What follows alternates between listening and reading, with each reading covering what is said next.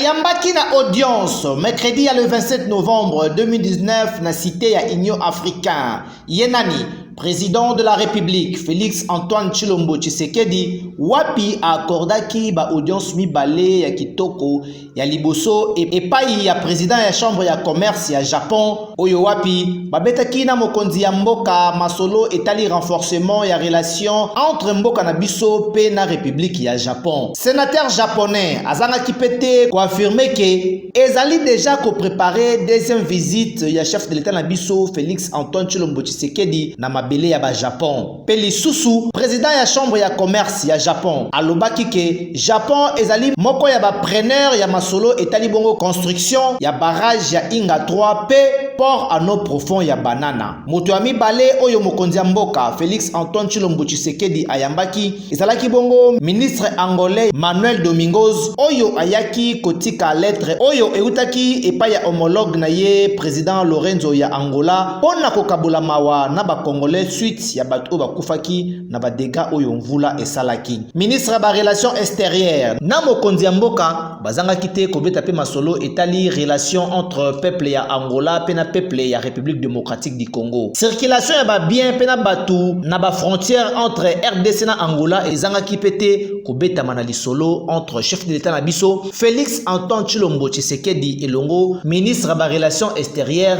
ya Angola Manuel Domingos.